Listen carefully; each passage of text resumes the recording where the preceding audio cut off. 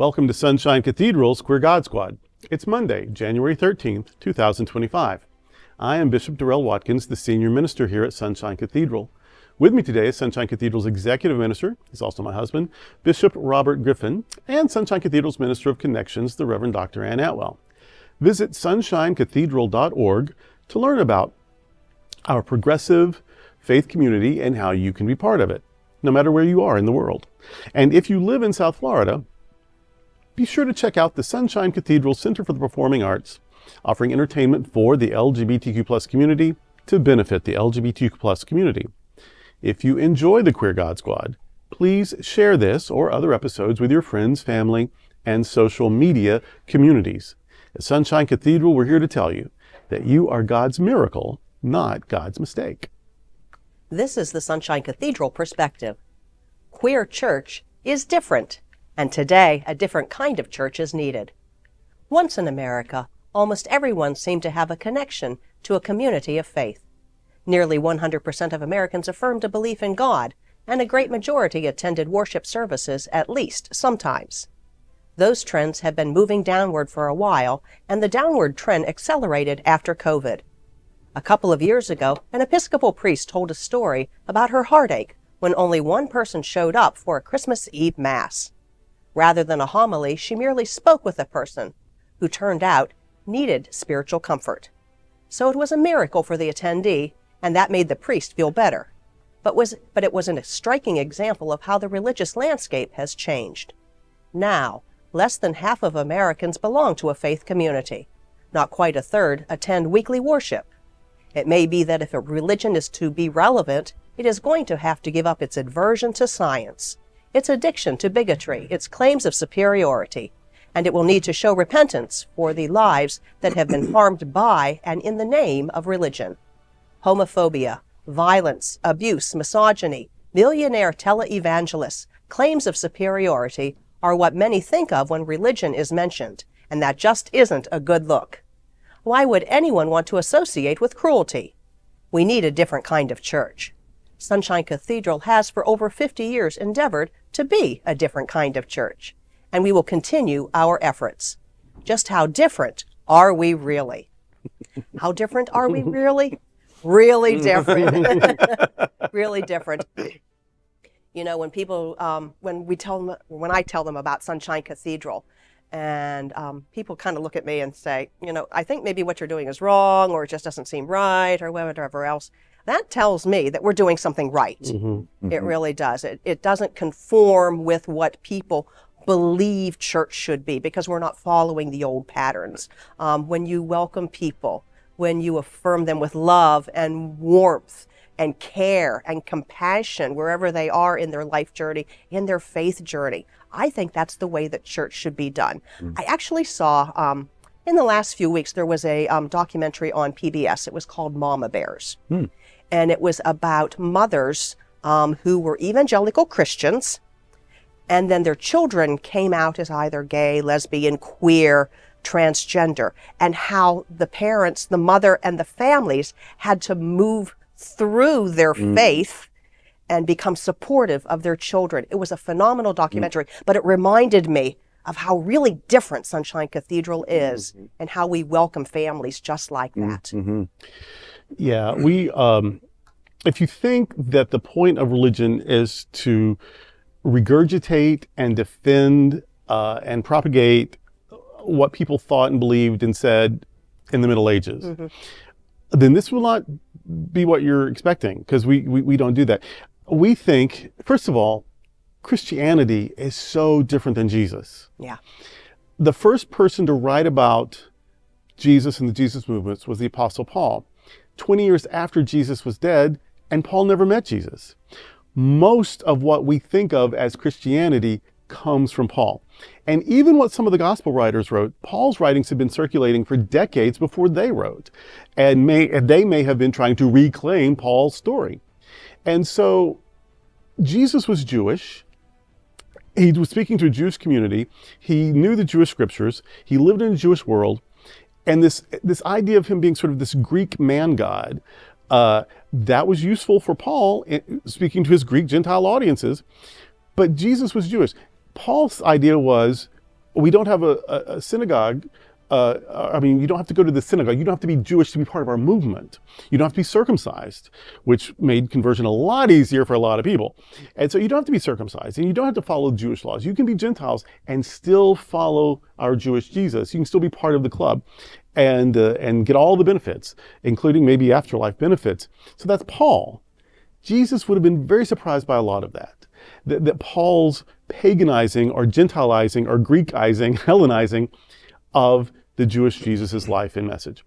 And so if you're Christian, you have already deviated from Jesus. Yeah.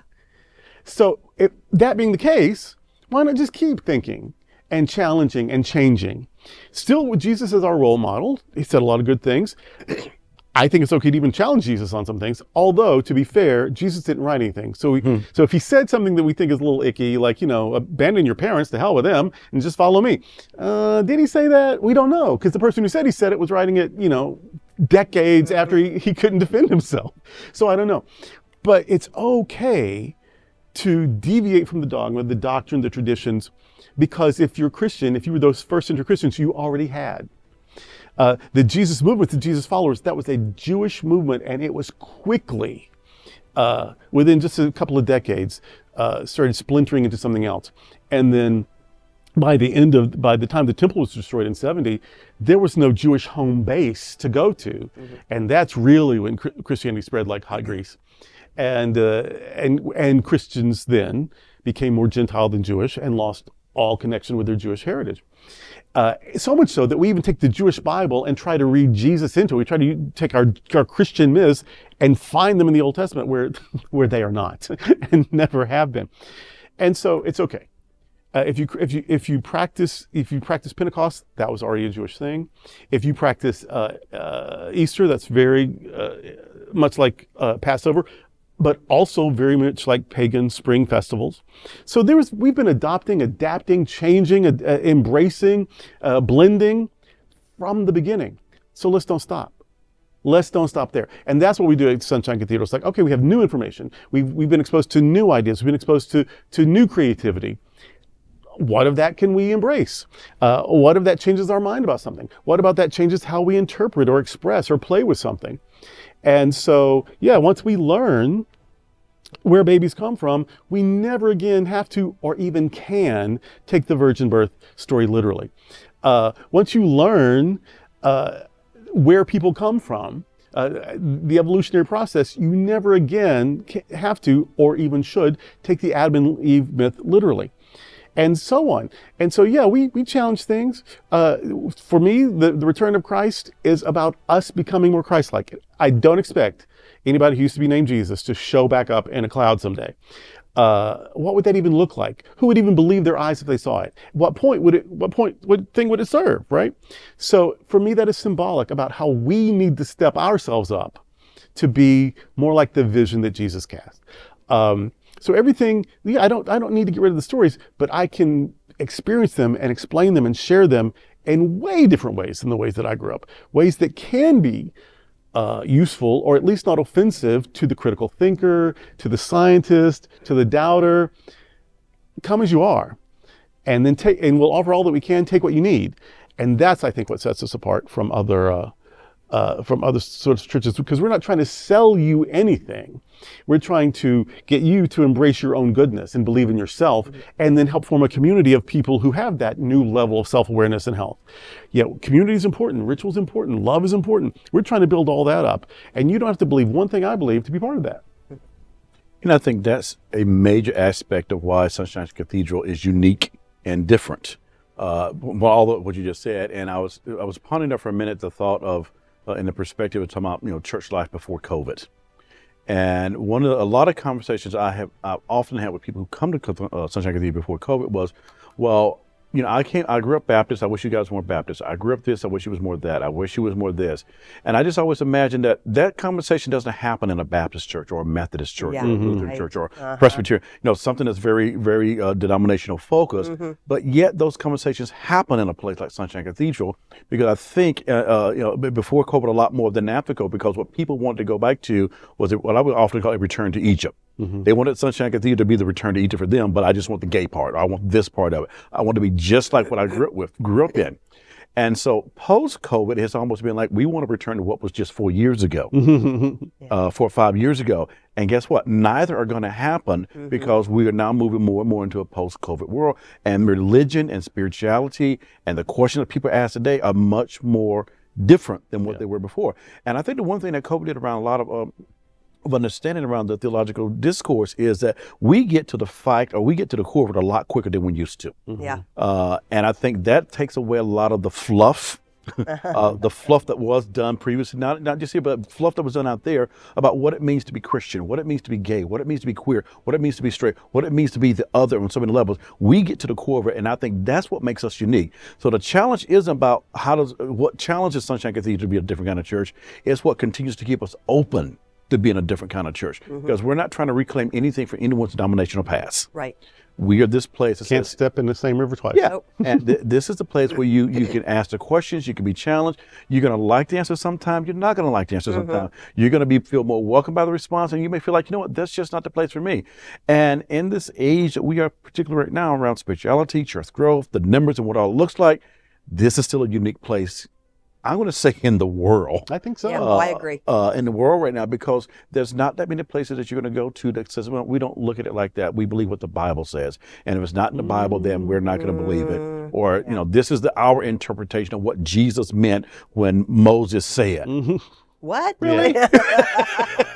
Or this is our understanding of what it meant And when the Bible doesn't say anything. Exactly. That's like something the public Yeah. library says. I mean, because it's a collection of thoughts, and it's not univocal. So I think what makes us unique is that open door. We're open at the top experience. We keep things open. We keep things moving by asking relevant questions. How does this impact my life today? Right. How is it relevant in my life today? And what gives me strength in my spiritual journey to keep moving forward? So I think those are the things that make Sunshine Cathedral this different kind of place where you ask and explore, and you just don't settle for nothing. Right.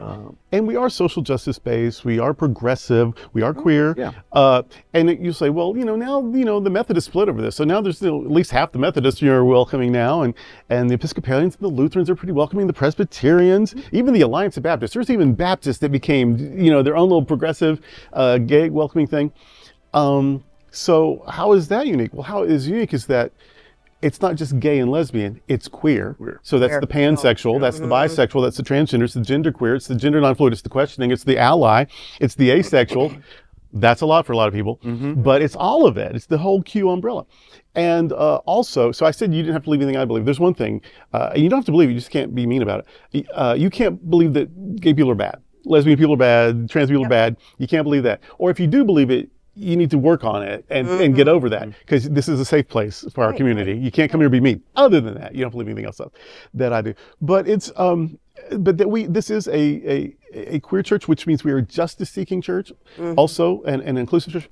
But it also means that we are the Q is also for questioning, and not just questioning your sexuality, but questioning everything. Even the Apostle Paul said to test everything and keep what is good. And that's what we do. We test everything, and then we keep what we find to be good. And what's not good for us, or what's even toxic or harmful, oh yeah, that has to go. And so that's rather than saying, well, the creed says this or the tradition says this, so we've got to do it because that's the playbook. No, we don't have to do it. We can change, we can evolve, we can reinterpret, we can reapply. And so I also think that's another point of difference for us. And we will say, yes, but here's the whole thing, a slippery slope. Well, if you start saying gays are okay, then what? Then you'll say something else is okay. Yes. Yes. Yeah. Because what is the likelihood that they only got one thing wrong? So yes, we're not going to say, okay, well, if being gay makes you happy, then what if setting cats on fire makes you happy? Really? Yeah. Because one is harmful, hurtful, mean, cruel, and the other is someone finding themselves living their lives happily, which doesn't hurt anybody's pet. You know what I mean? So one is different. So you say, if you do this, then what's to prevent you from doing something else that's reprehensible? Well, we disagree that being gay is reprehensible. So it's not the same conversation. Yeah. And if gay is good, then what if they were wrong about divorce? What if they were wrong about abortion? What if they were wrong about remarriage? What if they were wrong about meat on Friday? What if they were wrong about so many things? And they might have been, because what is the chance they got one thing wrong? Yeah. There. Yeah. Well, that's today. Where's my thing? I have a thing and I can't find my thing. That's the day with this thing.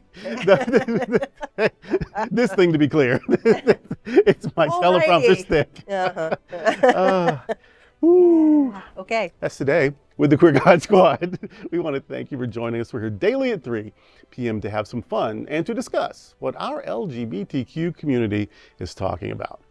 And whatever your thing may be, just remember, Sunshine Cathedral is the world's leading progressive queer church. Progressive, queer, and God are words that naturally should go together. I love my job. We are all in this together. Remember that. You are God's miracle, not God's mistake. Until next time, we are the Queer God Squad. Goodbye. Goodbye.